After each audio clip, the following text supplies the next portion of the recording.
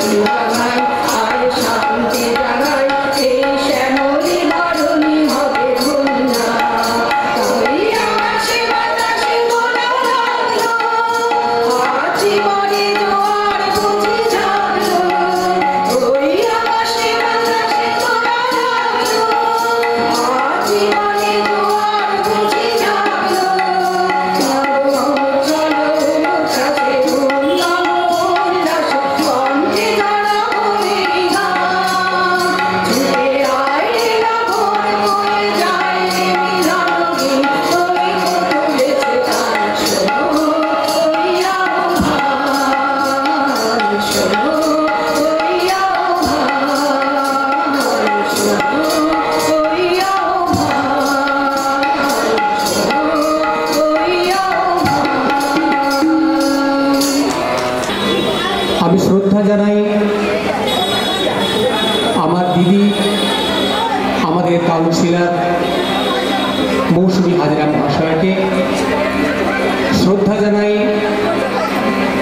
তৃণমূল জেলা সভাপতি আমার দাদা শ্রী সুজয় হাজরা মহাশয়কে, উপস্থিত সবাইকে আমার প্রণাম। এই শিক্ষক দিবসে আমি আমার লেখা এবং সুর করা একটি গান গিয়ে শোনাবো। তার আগে গুরু প্রণাম করে আমি গানটি শুরু করছি। গুরু ব্রহ্মা গুরু বিষ্ণু গুরুর্দেব মহেশ্বরা গুরুরেব পরম ব্রহ্ম তস্मै শ্রী গুরবে নমঃ। তস্मै শ্রী গুরবে নমঃ। তস্मै শ্রী গুরবে নমঃ।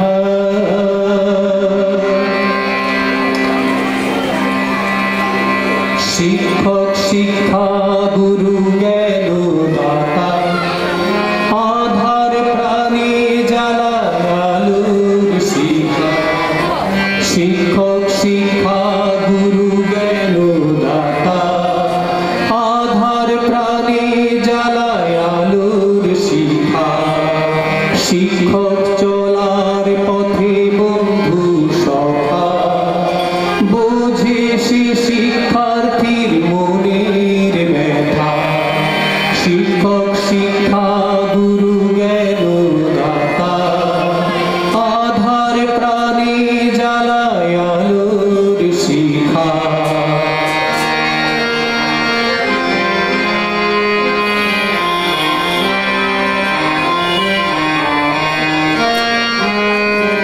শিক্ষক মানুষ গড়ার আসল কারিগর। শিক্ষার্থীর জীবনে সে পরশ পাথর।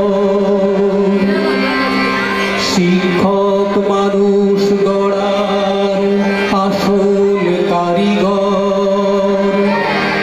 শিক্ষার্থীর জীবনে সে পরশ পাথর। শিক্ষক মানে সত্যের কণ্ঠস্বর। শিক্ষক সমাজের পরিত্রাতা। শিক্ষক শিক্ষা গুরু জ্ঞান দাতা আধার প্রাণে জ্বালায় আলোর শিখা। শিক্ষক চলার পথে বন্ধু সখা বোঝে সে শিক্ষার্থীর মনের ব্যথা। শিক্ষক শিক্ষা গুরু জ্ঞান দাতা।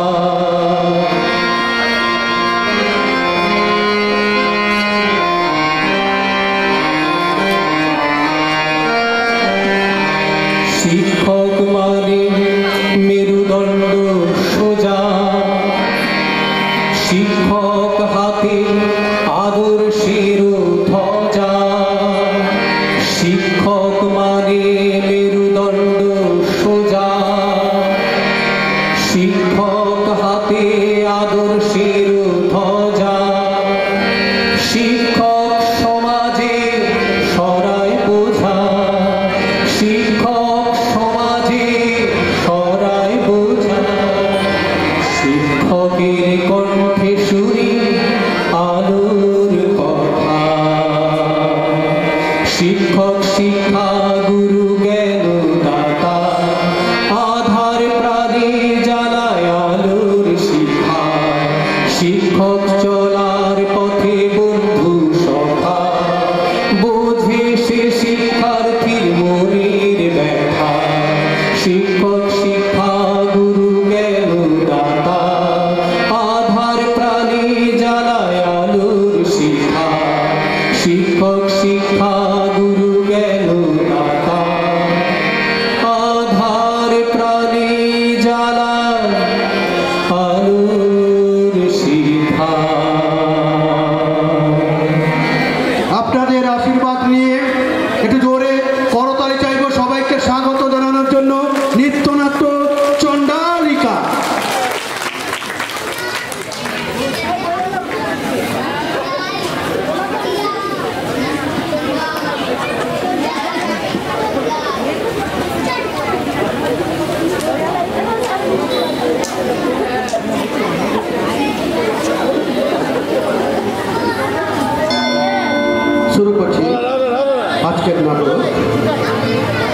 রবীন্দ্রনাথ ঠাকুর রচিত নৃত্যনাট্য চন্দ্রালেখা। আমার প্রার্থনা শোনো 25শে বৈশাখ, আর একবার তুমি জন্ম দাও রবীন্দ্রনাথ।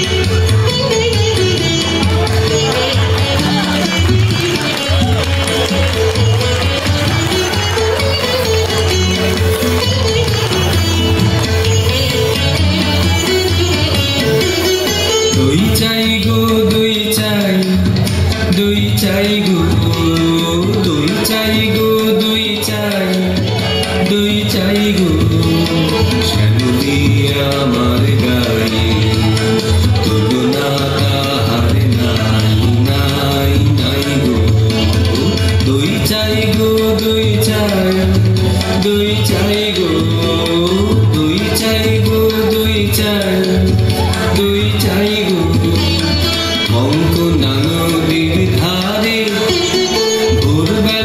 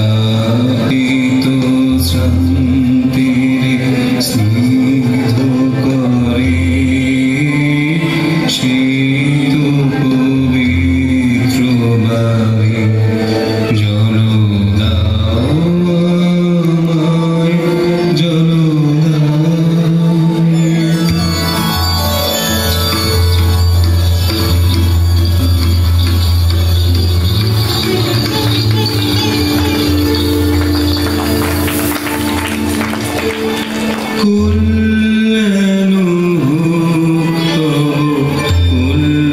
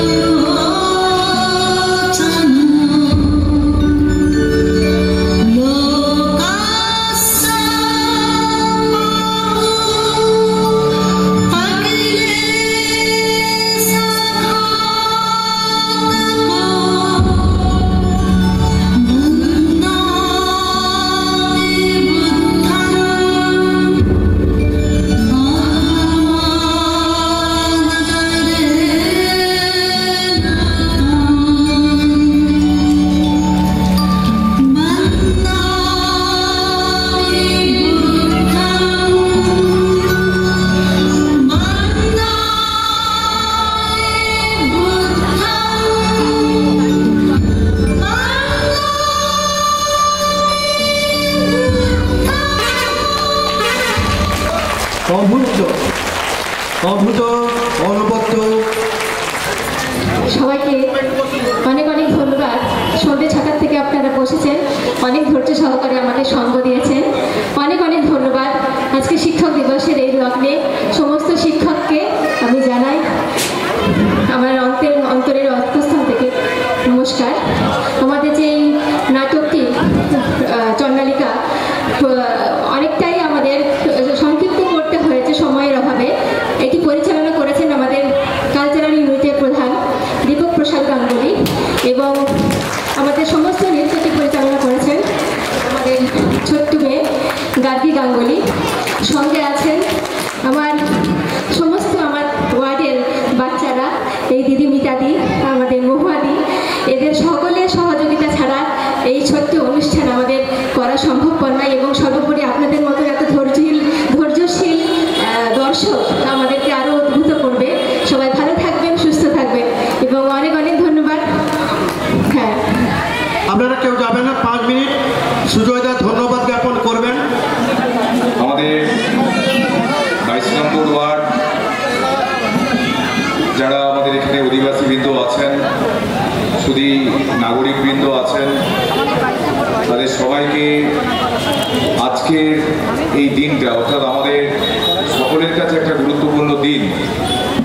কারণ আমাদের অনেকেই যারা গুণীজন তারা আমাদের সামনে তাদের উপদেশ, চলার পথ, আমাদের জীবনের আদর্শ কী হতে পারে তারা অনেকেই ব্যাখ্যা করে আমাদের সামনে বলেছেন।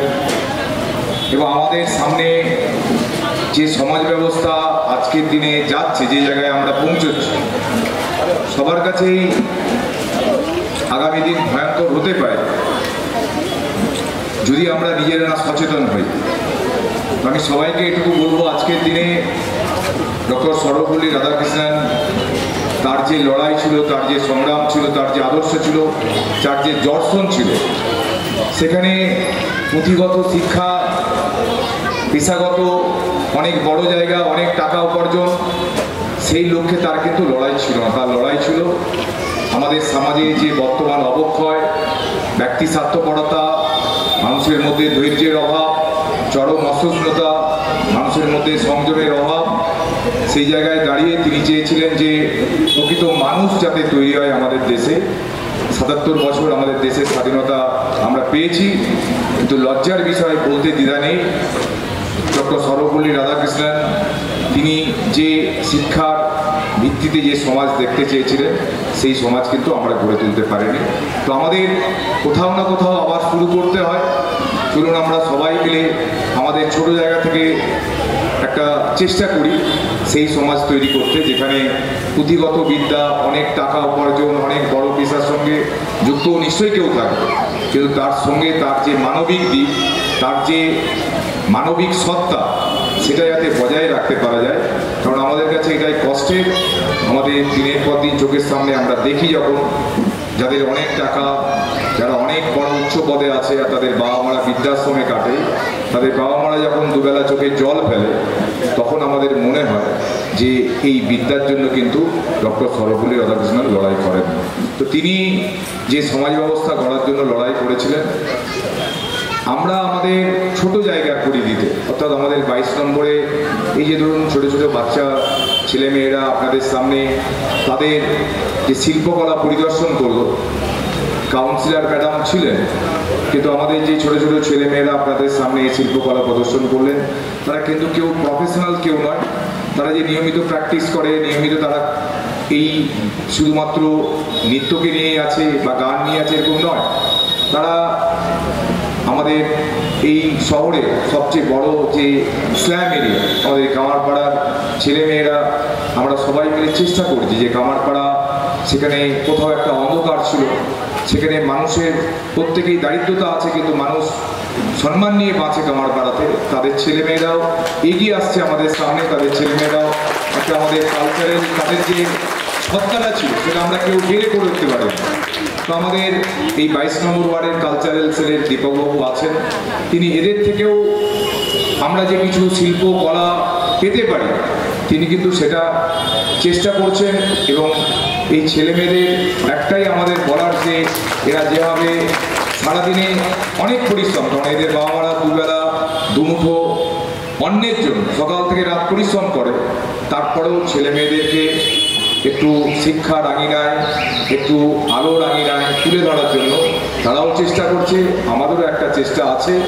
আর আমাদের এই 22 নম্বর ওয়ার্ড সত্যিকারের বলতে কি, হয়তো আমি জেলার একটা জায়গায় আছি, কিন্তু এই ওয়ার্ডটা আমাদের কাছে এত প্রিয় যে যেখানেই থাকি না কেন, রাত্রেবেলায় এসে এই ওয়ার্ডের মানুষের সঙ্গে কথা না বললে, এই ওয়ার্ডের যারা আমাদের সঙ্গে থাকে তাদের সঙ্গে দেখা না করলে যেমন রাত্রেবেলায় ঘুমটা ঠিক হয় না। কারণ যেটা অরিজিন, মানে যেটা আমার জিন, অর্থাৎ আমি বড় হয়েছি এই ওয়ার্ডের মানুষের আশীর্বাদ, ভালোবাসা, এই ওয়ার্ডের মানুষের পাশে থাকা। কারণ আমি ছোটোবেলা থেকে একটা জিনিসই শিখেছি যে মানুষের বিপদের বন্ধু, অসময়ের বন্ধু হিসেবে মানুষের পাশে থাকলে মানুষ তাদের আশীর্বাদ, তাদের ভালোবাসা পাওয়া যায়।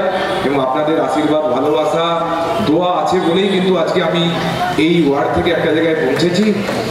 এবং আগামী দিনে আপনাদের আশীর্বাদ থাকলে আরও হয়তো বড় জায়গায় যেতে পারে। তো সবাইকে ধন্যবাদ।